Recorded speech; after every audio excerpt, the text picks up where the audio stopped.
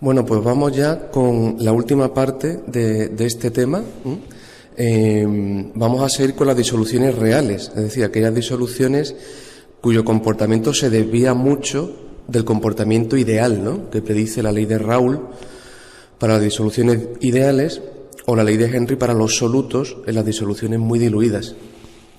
Bien, ya hemos visto justo en el apartado anterior cómo tratar las disoluciones reales cuando la componen especies. Son disoluciones formadas por la mezcla de especies que son especies neutras, sin carga. Se desvían de la idealidad, pero no tanto como cuando hay cargas. Por eso en las disoluciones, cuando aparecen cargas, tenemos que tratarlas aparte, de un modo distinto. Y es lo que vamos a hacer aquí. En disoluciones reales 2 vamos a tratar disoluciones que tienen electrolitos, que tienen especies cargadas. Vamos a ver en qué consiste lo que se conoce como ley límite de Debye-Hickel, que nos ayuda mucho a tratar este tipo de disoluciones. Muy bien, pues empezamos. Ya hemos visto en la parte anterior que cuando el soluto se disuelve sin disociación, sin disociarse, forma especies neutras que se desvían más o menos de los comportamientos ideales basados en la ley de Raoult o en la ley de Henry, según queramos. Bien, y lo podemos tratar a través de esos coeficientes de actividad, ese factor de corrección, gamma, que hemos llamado coeficiente de actividad. Mediante los coeficientes de actividad y las concentraciones corregidas por ese coeficiente que hemos llamado actividades, coeficiente de actividad y actividad, podemos tratar las disoluciones reales que no tienen carga. Bien, cuando tienen carga, es decir, cuando ya el soluto se disocia al disolverse, por ejemplo, la sal común, cloruro sódico, uno lo disuelve muy bien en agua, pero cuando se disuelve, no se disuelve como una unidad NaCl neutra, sino que se disuelve como un catión Na más y un anión Cl menos.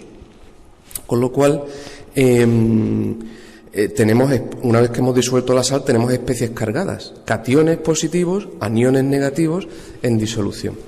Y eso hace, bueno, en primer lugar, a esas especies cargadas se le llama en general electrolitos. Y una disolución que contiene electrolitos jamás se comporta de modo ideal. Ni siquiera cuando las concentraciones son muy bajas, porque enseguida, para fracciones molares muy pequeñas todavía, que una disolución sin electrolitos, con moléculas neutras, para esas concentraciones tan bajas cumpliría perfectamente la ley de Henry, si es el soluto, o la ley de Raoult, si es el disolvente, pero perfectamente, pues cuando hay carga, ni siquiera para esas concentraciones tan pequeñas se cumple ni la ley de Raoult ni la ley de Henry. Y entonces tenemos que tratarlo de un modo especial, porque el desvío de la idealidad es enorme. Fijaos aquí, en este diagrama. Representamos cómo es el coeficiente de actividad, ese factor de corrección que hay que aplicar en función de la concentración.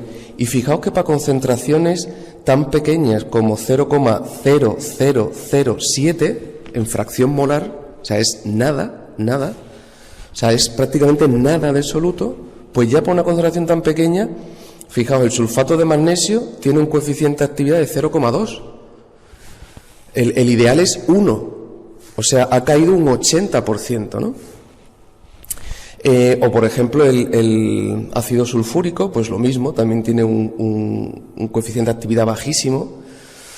El nitrato de calcio, pues también, y ya aquí el ácido clorhídrico, el cloruro potásico, pues no son tan desviados como estos, pero aún así tienen ya para una concentración tan pequeña gamma es de en torno a 0,8, un 80%. Eso cuando no tengo prácticamente nada, o sea, es un desvío enorme de lo que predeciría la ley de Raoult o la ley de Henry, un desvío enorme.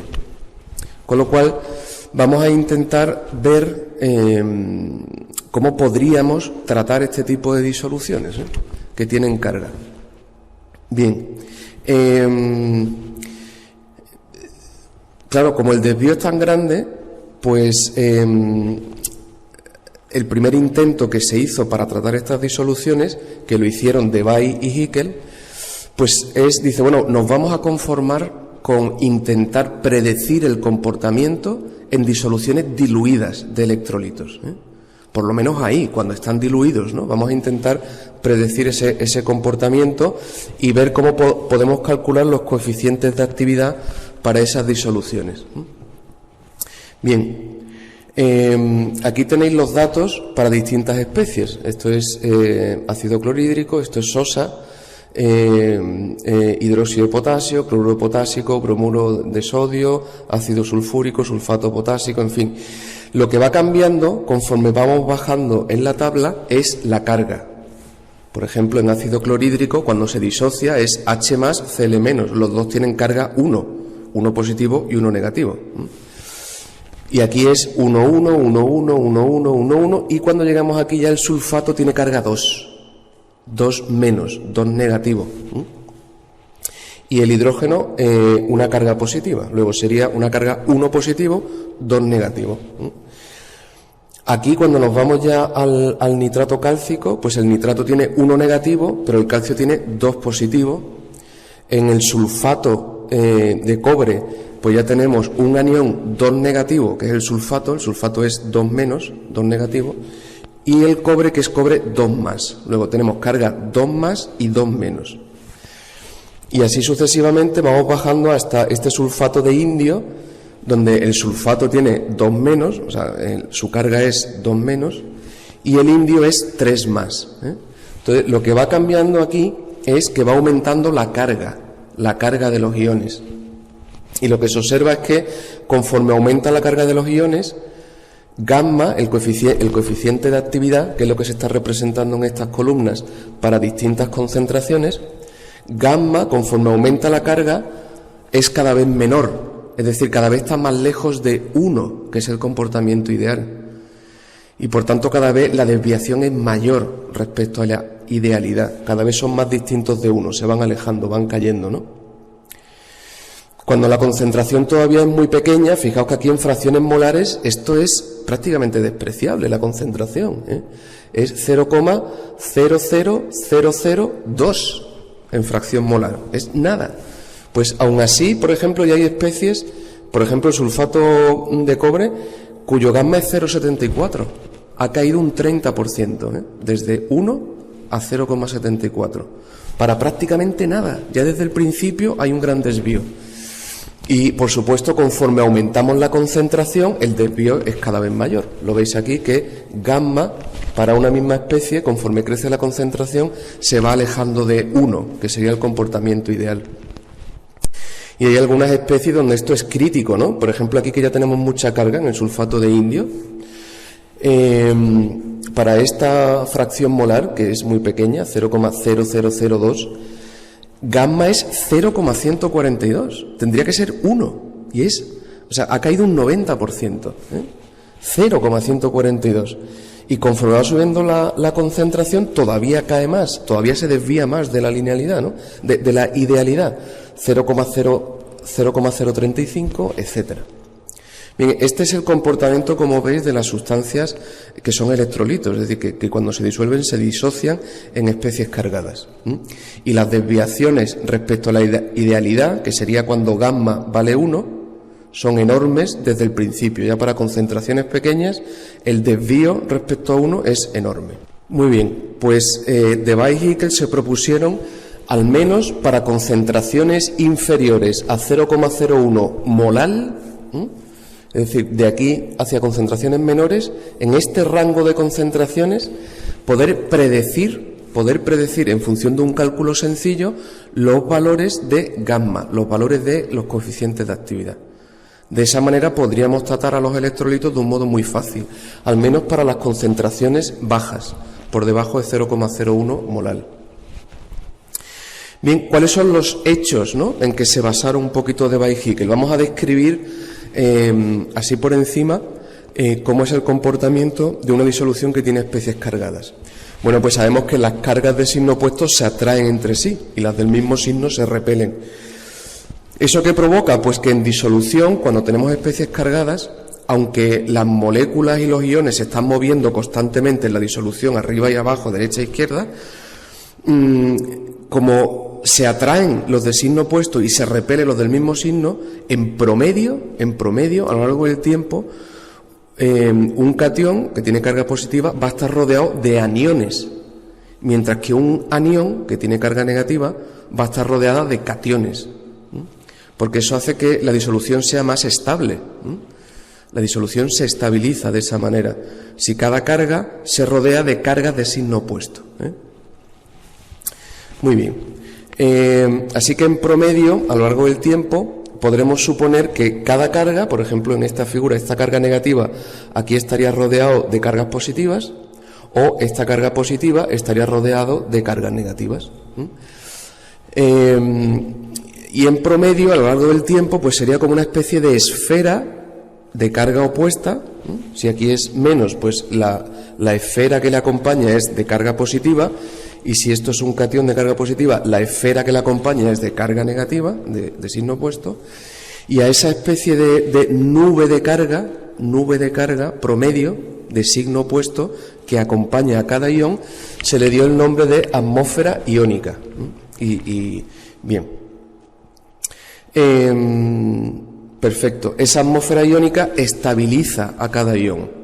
Como las de carga opuesto, las especies con carga opuesta se atraen, pues cuando se acercan entre ellas baja la energía, por lo tanto se estabiliza y por tanto baja el potencial químico, es más estable. Muy bien. Bien, y respecto al potencial químico, ¿qué decir? Bueno, pues sabemos de nuestro estudio anterior que la diferencia entre el potencial químico ideal, cuando gamma vale 1, la diferencia del potencial químico entre el comportamiento ideal, ¿no?, y el potencial químico en una disolución real, esa diferencia venía dada por un factor que era RT logaritmo neperiano de gamma. Eso ya lo vimos en la parte anterior, ¿no? O sea, la diferencia entre el potencial químico real y el ideal tiene siempre la forma RT logaritmo neperiano de gamma, donde gamma es el coeficiente de actividad. Bueno, pues basándose en estas ideas, Debye y Hickel, en 1923, pues desarrollaron un modelo teórico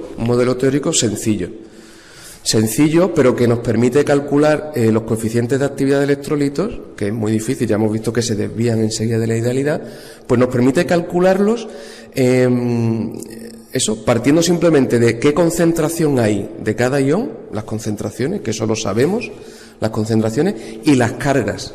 Sabiendo las concentraciones de los iones y las cargas que tienen esos iones, podemos calcular los coeficientes de actividad. Pues es fantástico. Y además funciona de un modo muy eficiente, o sea, funciona muy bien para concentraciones bajas. Bien, pues el modelo de Debye y Hickel, que es un modelo ideal, ¿no?, pero que tiene gran utilidad práctica, se basa en los siguientes supuestos. Teniendo en mente esa figura, digamos como representación de cómo sería una disolución con especies cargadas, las suposiciones que hicieron Debye y Hickel fueron: primero, las especies presentes son electrolitos fuertes, es decir, son especies fuertemente catiónicas y fuertemente aniónicas, o sea que tienen una carga significativa, son muy iónicos, tienen una carga clara. Bien. Después, las únicas fuerzas que ellos consideraron fueron las fuerzas de Coulomb, o sea, las fuerzas de atracción y repulsión electrostáticas entre cargas. ¿Por qué? Porque esas fuerzas son muchísimo mayores que otras fuerzas como los puentes de hidrógeno o las fuerzas de London, o sea, las fuerzas de interacción intermolecular entre moléculas neutras. Las fuerzas, cuando hay una carga de por medio, son mucho mayores. Entonces, bueno, en vez de considerar estas fuerzas tan chiquititas, vamos a considerar las fuerzas grandes, que son las que van a determinar el comportamiento. Muy bien. Después se propusieron predecir el comportamiento cuando son disoluciones de concentraciones bajas, para molalidades por debajo de 0,01 molal. O sea, por tanto, funciona bien para disoluciones diluidas. Se da por hecho, en el modelo que ellos desarrollaron, se da por hecho la atmósfera iónica, esa nube de carga de signo opuesto que acompaña a cada ión, y las cargas de los iones se consideran como puntuales. no como una carga que está en una esferita, ¿eh? No representan a los iones como esferas, sino como puntos. Cada ion es un punto que tiene una carga más, una carga menos, una carga 2 más, una carga 2 menos, la carga que sea, pero está en un punto, son puntuales. Muy bien, pues con eso hicieron una serie de deducciones basándose en esos supuestos y llegaron a esta expresión de aquí. Resulta que el coeficiente de actividad gamma de una especie iónica, un catión o un anión, en disolución viene dado por la siguiente expresión. El logaritmo del coeficiente de actividad es menos la carga de ese ión, ya sea el catión o el anión, la carga de ese ión elevado al cuadrado por una constante por la raíz de la fuerza iónica de la disolución. ¿Vale? Esta constante A, si el disolvente es agua, y estamos a una temperatura de 298 Kelvin, vale 0,509. Y es el valor que usaremos en la totalidad de los ejercicios que vamos a realizar. En los ejercicios siempre lo aplicaremos a disoluciones de electrolitos que están a 298 Kelvin y que son disoluciones acuosas, que el disolvente es agua.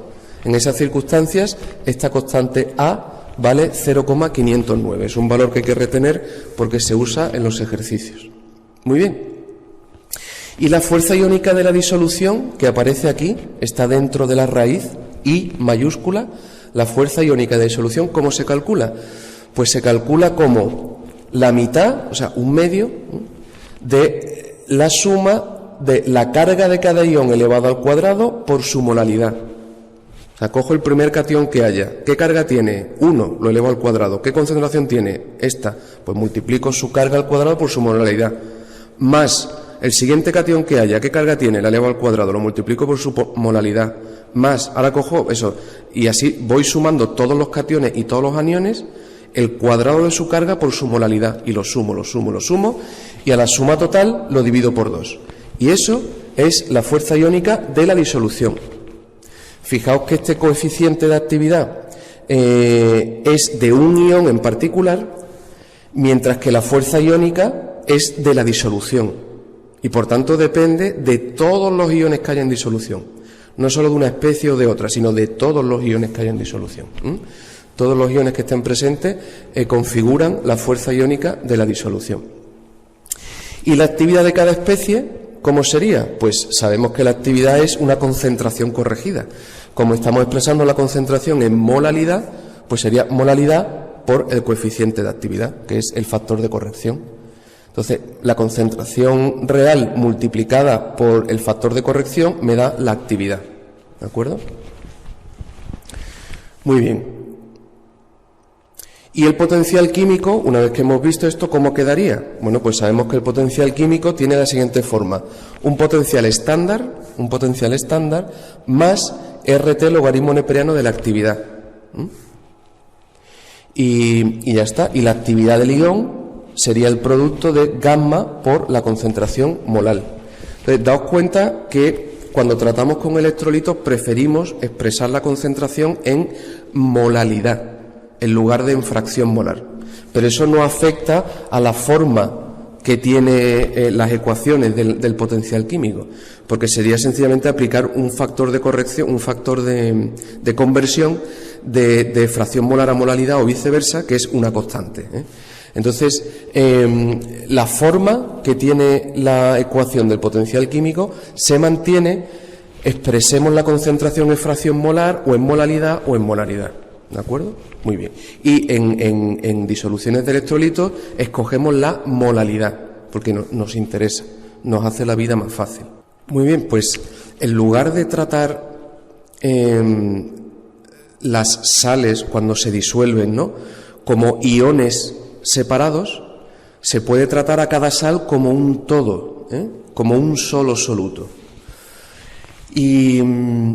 Y entonces, para tratar a la sal como un todo, no como iones separados, sino como un todo, acudimos a los conceptos de actividad iónica media, ¿vale? El coeficiente de actividad iónica media, que sería gamma, y se le pone abajo a la derecha más menos, indicando que es iónico medio, la molalidad iónica media, que sería M y abajo como subíndice más menos, significa molalidad iónica media, y la actividad iónica media, ¿vale? Bien, ¿cómo se calcula el coeficiente de actividad iónica media? El coeficiente de actividad de la sal como un todo. Pues según el modelo de Debye-Hickel, llegaríamos a esta expresión. El logaritmo del coeficiente de actividad iónico medio, o sea, de la sal, sería menos en valor absoluto el producto de la carga del catión por la carga del anión. Veo cuál es la carga que tiene el catión y la que tiene el anión, lo multiplico y lo pongo en valor absoluto, ¿vale? Por la misma constante de antes, esta ya había aparecido, la constante A, que sabemos que si es agua a 298 Kelvin es 0,509, por la raíz de la fuerza iónica. Y la fuerza iónica ya sabemos cómo se calcula. Muy bien. Vale, Z más es la carga del catión, Z menos es la carga del anión. ¿Ok? Perfecto. Y vamos a ver esto cómo afecta al potencial químico y qué formulación vamos a adoptar, ¿vale? Qué formalismo. Imaginaos esta sal, cloruro cálcico, ¿de acuerdo? Cuando se disuelve, se disocia en los iones que lo forman, y entonces me daría un ion calcio 2+, y 2 iones cloro menos. Entonces tenemos que distinguir, porque las ecuaciones van a salir ambos y hay que distinguirlos, por tanto, distinguir lo que son las cargas, que la carga del calcio sería 2 y la carga del cloro sería 1, o sea, 2+ y 1 menos, de los coeficientes estequiométricos. Los coeficientes estequiométricos de los iones es estos números que multiplican a la especie. El coeficiente estequiométrico del calcio es 1. La carga del calcio es 2, pero su coeficiente estequiométrico es 1. Y del cloruro, la carga es -1, pero su coeficiente estequiométrico es 2. ¿Vale? Entonces lo expresaremos de esta manera. Donde aparezca MZ+ quiere decir catión, sencillamente, el catión. Y donde aparezca XZ- es el anión. Z+ es la carga del catión, Z- es la carga del anión. En nuestro caso, Z+ sería 2 y Z- sería -1. Y nu más y nu menos son los coeficientes estequiométricos. En nuestro caso, nu más sería 1, el coeficiente del catión es 1, y nu menos, el coeficiente del anión es 2. ¿Vale? Muy bien.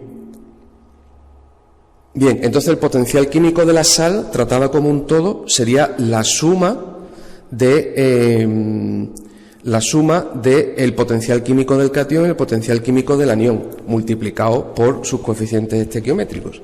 Por ejemplo, el potencial químico del cloruro cálcico sería 1, porque hay 1 aquí de coeficiente estequiométrico, por el potencial químico del catión, calcio más 2 por el potencial químico del cloruro. Si usamos esta nomenclatura general, nos quedaría que el potencial de la sal sería el coeficiente estequiométrico del catión por su potencial químico más el coeficiente estequiométrico del anión por su potencial químico. Muy bien. Entonces, si el potencial químico de la sal tratada como un todo tiene esta expresión, y sabemos, porque lo hemos deducido antes, cuál es el potencial químico del catión y cuál es el potencial químico del anión, podemos sustituir sus valores y desarrollarlo. Aquí van a quedar unas ecuaciones un poco complejas, no os preocupéis, es solo una deducción, o sea, no hace falta sabérselo propiamente, ¿no? Pero para que veáis de dónde salen las ecuaciones que después empleamos, ¿no? Entonces ahora se trata de desarrollar esto. Aquí nu más multiplicaría el potencial estándar y ART por esto, y nu menos multiplicaría al potencial estándar del anión más y multiplicaría también ART, logaritmo neperiano de eso.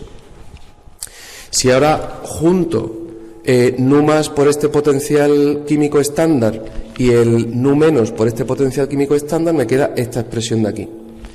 Y me queda también nu más RT y nu menos RT de esto.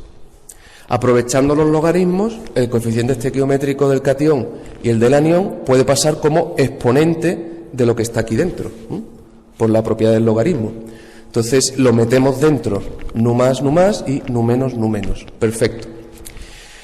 Muy bien, y ahora puedo sacar factor común de RT y me quedaría RT de la suma de logaritmos, y la suma de logaritmos es el logaritmo del producto.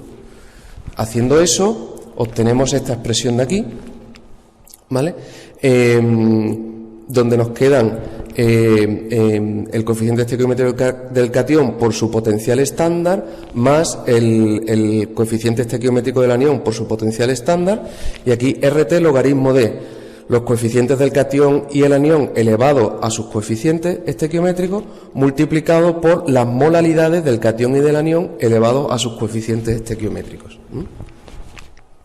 Claro, esto, que es la suma estequiométrica de los potenciales estándar, sería el potencial estándar de la sal. El potencial estándar de la sal. A este producto le llamamos coeficiente iónico medio elevado a nu. ¿Vale? Ahora veremos cómo se determina.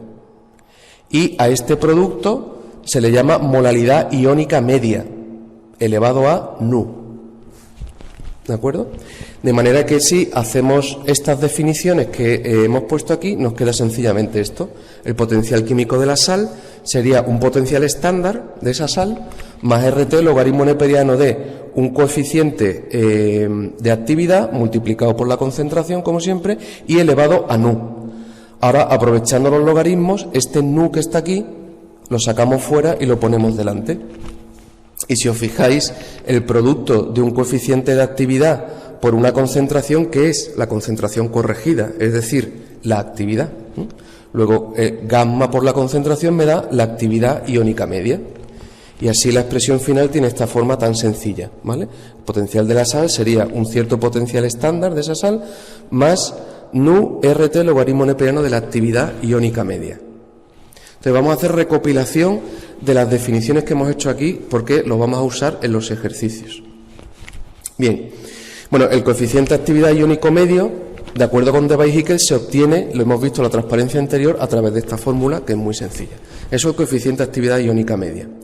Ahora, en el proceso de deducción hemos establecido algunas relaciones. Por ejemplo, nu, donde aparece aquí nu, ¿qué es? Nu es la suma del coeficiente estequiométrico del catión más el coeficiente estequiométrico del anión. O sea, la suma de los coeficientes estequiométricos, no de las cargas, de los coeficientes estequiométricos. Sumo el coeficiente del catión y el coeficiente del anión y la suma me da nu, ¿vale? El parámetro nu.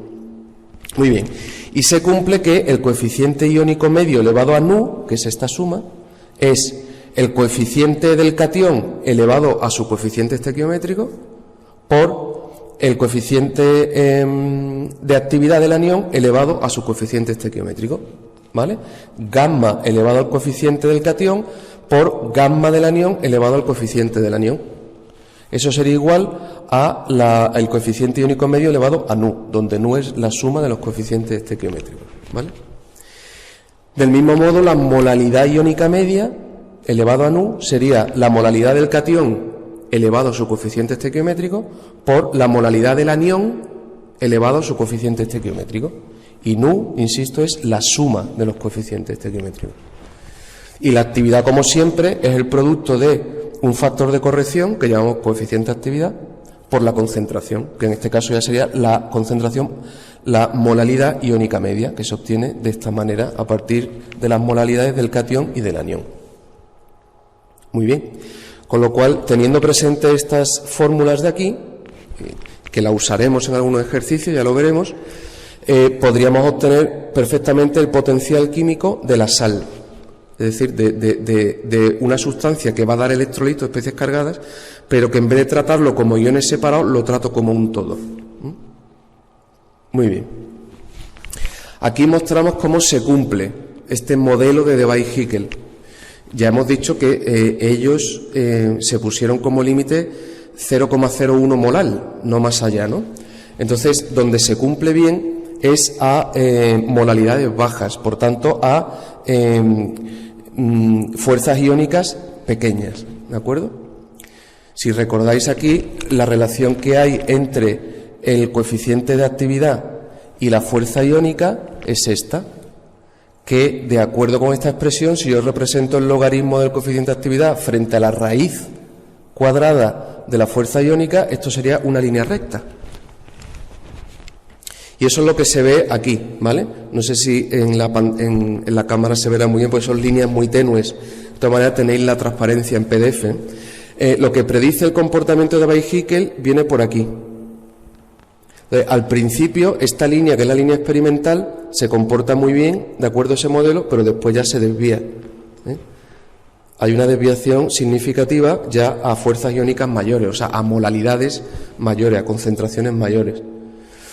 ¿Qué significa esto que aparece entre paréntesis 2, 2? Quiere decir que es la carga del catión y la carga del anión. El magnesio es carga 2 más y el sulfato es carga 2 menos. Las cargas son 2, 2.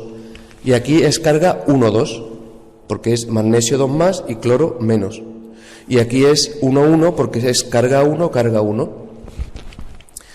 Y entonces veis que se cumple muy bien para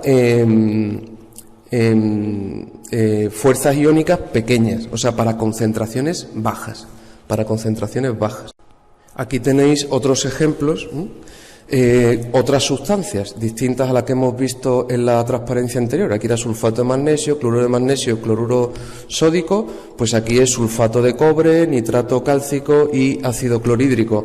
O aquí cloruro de potasio, cloruro de bario o sulfato de zinc. Son especies distintas.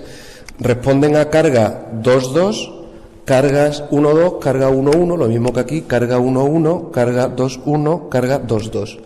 Las líneas de puntos es lo que predice el modelo de Debye-Hickel, esas líneas. Entonces, lo mismo que aquí, estas líneas discontinuas es lo que predice el modelo de Debye-Hickel. Entonces, fijaos que cuando la fuerza iónica tiende a cero, por tanto, cuando la concentración, la molalidad se hace pequeña, es cuando el comportamiento experimental, que son las líneas continuas, se aproxima mucho y se parece mucho a lo que predice el modelo de Debye-Hickel en esta zona. Lo mismo aquí. A molalidades bajas, que implica fuerzas iónicas bajas, se cumple muy bien el modelo de Debye-Hickel. Pero no se cumple, por tanto, para cualquier concentración, para cualquier fuerza iónica. Esas ecuaciones que hemos deducido del modelo de Debye-Hickel nos dan con mucha precisión el coeficiente de actividad de los iones o de la sal, el coeficiente iónico medio, si estamos a concentraciones inferiores a 0,01 molal, ¿de acuerdo? O sea que no puedo usar esas ecuaciones siempre para cualquier concentración, no, solo funciona para concentraciones pequeñas, para concentraciones inferiores a 0,01 molal, ¿vale?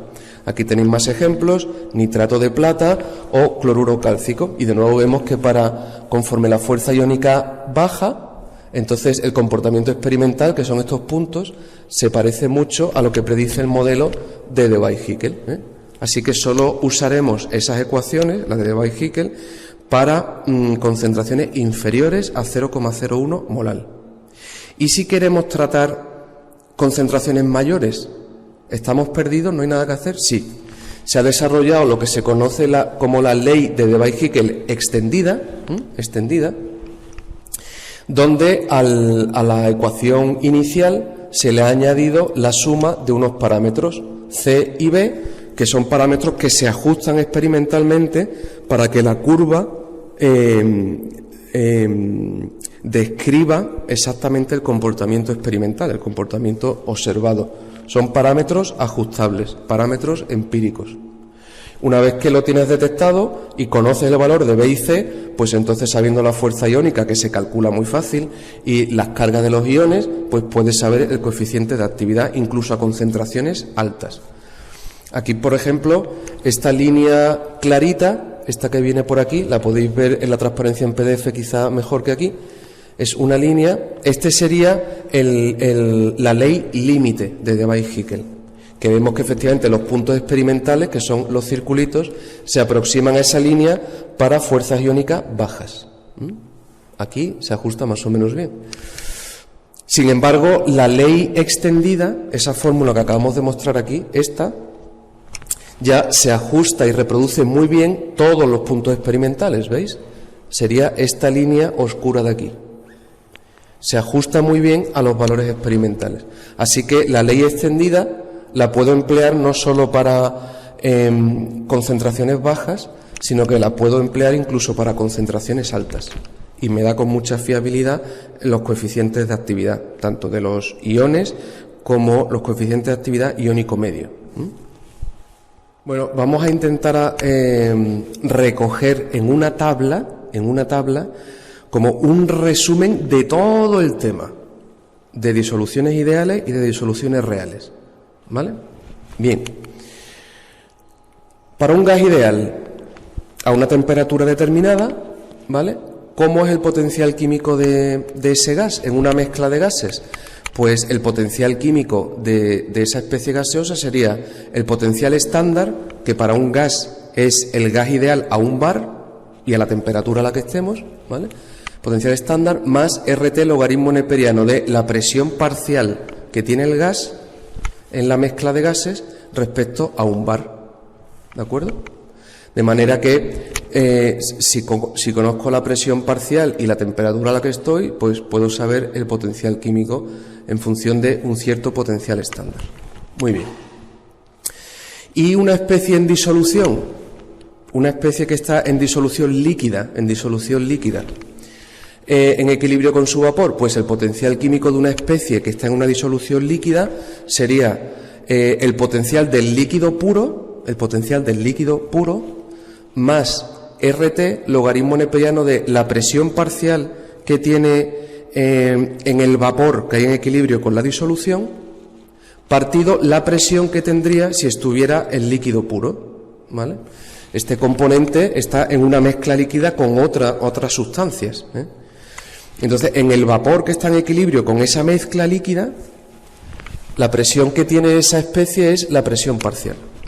Si esa especie estuviera sola, estuviera pura, líquida, en equilibrio con su propio vapor, la presión que tendría sería la presión pura. Este es el cociente entre la presión en la mezcla partido la presión pura. Y eso me daría el potencial químico de un componente en una mezcla líquida, en una disolución líquida, en equilibrio con su vapor. Perfecto. Bien,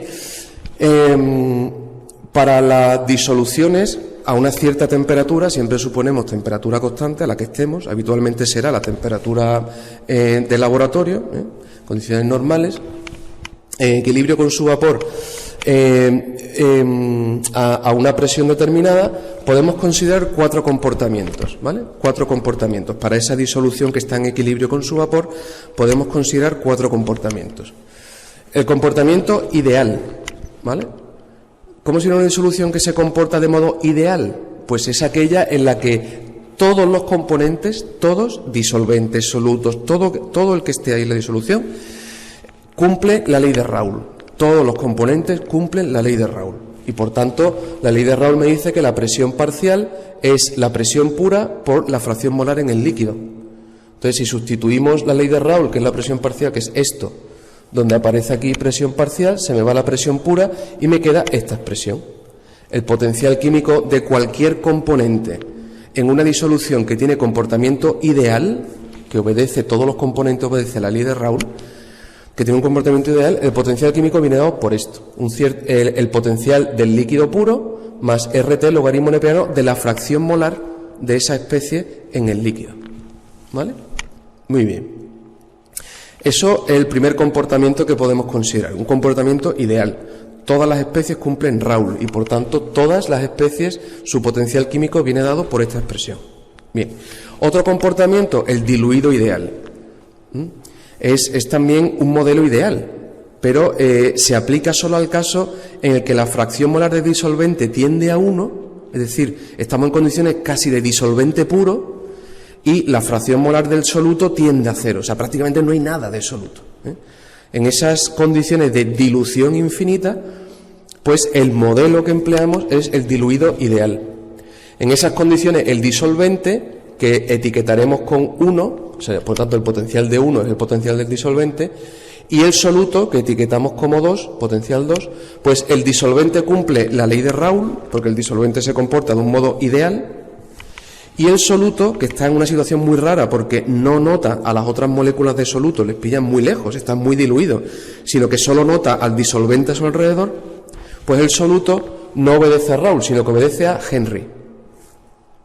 Entonces, la ley de Henry lo que predice es que la presión parcial va a ser una constante por la fracción molar en el líquido. Entonces, al sustituir esa presión parcial en nuestra fórmula general aquí y desarrollarla, nos queda esta expresión para el soluto, ¿vale? El disolvente, como obedece a Raoul, es exactamente igual que en una disolución ideal. El disolvente tiene comportamiento ideal, ¿vale? Sería el potencial del disolvente puro más RT logaritmo neperiano de la fracción molar del disolvente, que va a ser prácticamente 1. Y el soluto, en cambio, sería un potencial estándar, que corresponde, ya hemos visto, a un estado hipotético, pero bueno, que es calculable, es medible, más RT logaritmo neperiano de la fracción molar en el líquido. Si os fijáis, la única diferencia entre las dos expresiones es que para el disolvente que tiene comportamiento ideal, lo que aparece aquí es el potencial químico de esa especie líquida pura, mientras que para un soluto ese potencial ya no es el potencial del soluto puro, sino es el potencial del soluto en una situación hipotética. Muy bien, que ya hemos descrito anteriormente. Bien, luego los comportamientos que puedo considerar son el ideal, todos obedecen Raoul, el diluido ideal, el disolvente cumple Raoul, pero el soluto cumple Henry, y el real, es decir, cuando ya no puedo, el comportamiento de mi disolución cae ya bastante lejos de la ley de Henry o de la ley de Raoul. Entonces son disoluciones reales. Si es una disolución real sin electrolitos, sin especies cargadas, pues ya hemos visto que lo único que hay que hacer es añadir un factor de corrección, que llamamos coeficiente de actividad. Y que multiplicando ese factor de corrección, multiplicando a la concentración, me da una concentración corregida a la que llamamos actividad. La actividad sería el producto del coeficiente de actividad, gamma, que es ese factor de corrección, por la fracción molar. La fracción molar es la concentración y este es el factor de corrección. El producto me da la concentración corregida, que llamamos actividad.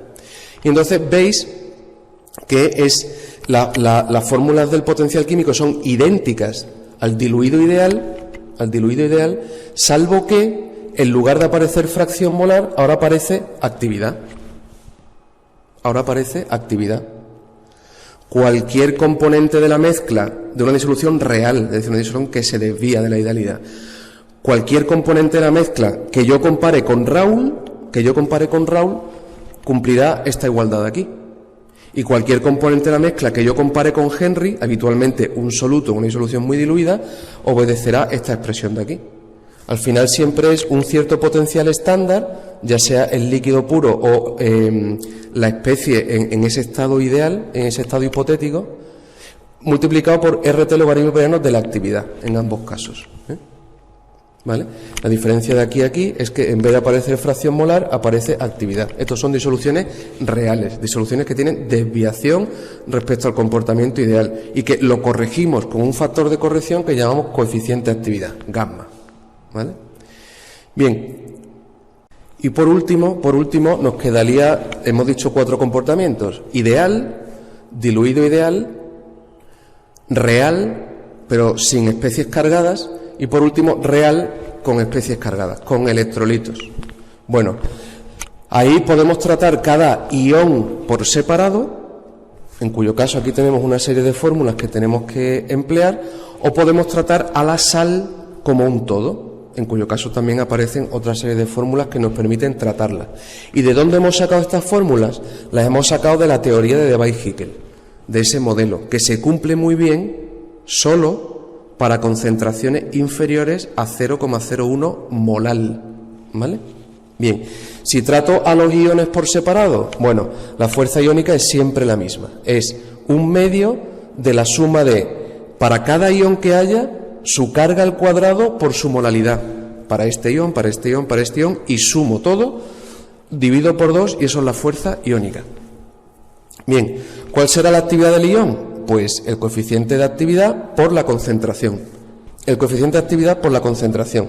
En el caso de las disoluciones reales con electrolitos, en vez de usar como concentración la fracción molar, se usa molalidad, ¿vale? Porque es más cómodo. Muy bien. Luego la actividad del ion sería el coeficiente de actividad por la molalidad del ion. ¿Y cómo saco yo el coeficiente de actividad del ion? Pues el logaritmo del coeficiente de actividad, el logaritmo de este coeficiente, cumple que es menos la carga de ese ion al cuadrado, si es calcio 2+, pues 2 al cuadrado, que es flúor menos, pues menos 1 al cuadrado es 1, muy bien, menos z, o sea, la carga elevada al cuadrado por una constante, que siempre es la misma, y que si es agua a 298 Kelvin es 0,509, por la raíz de la fuerza iónica que hemos calculado aquí. Lo que nos dé aquí, le hacemos la raíz y lo ponemos ahí. Hago este producto, deshago el logaritmo y eso me da el coeficiente de actividad del ion. Y el potencial químico del ion será un cierto potencial estándar, como siempre, como en todas las formulaciones, un cierto potencial estándar más RT, logaritmo neperiano de la actividad del ion, donde la actividad es el producto del coeficiente de actividad por la concentración. Muy bien, eso sí tratamos a cada ion por separado. Si queremos tratar a la sal como un todo, pues entonces nos aparecen la actividad iónica media, el coeficiente de actividad iónico medio y la molalidad iónica media, que ya no hace referencia a un ion en particular, sino al conjunto de los iones de esa sal, ¿vale? Y la molalidad iónica media, ¿cómo la determino? Pues la molalidad iónica media elevada a nu, donde nu es la suma de los coeficientes estequiométricos, cuando una sal se disocia, por ejemplo, cloruro de calcio, ¿no? Es CaCl2. Muy bien, cuando se disocia me va a dar un calcio 2+, luego 1 es el coeficiente estequiométrico y 2+ es la carga, más 2 cloro menos, donde 2 es el coeficiente estequiométrico del cloro y menos 1 es la carga del cloro, ¿vale? Pues estos son los coeficientes estequiométricos, no las cargas, sino los coeficientes estequiométricos. Sumo el coeficiente del catión y el coeficiente del anión y la suma es nu.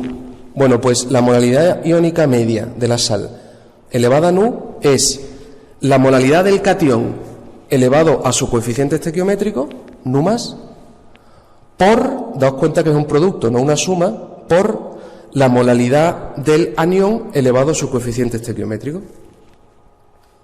Y el coeficiente de actividad iónico medio, gamma iónico medio, ¿cómo se calcula? Que está aquí.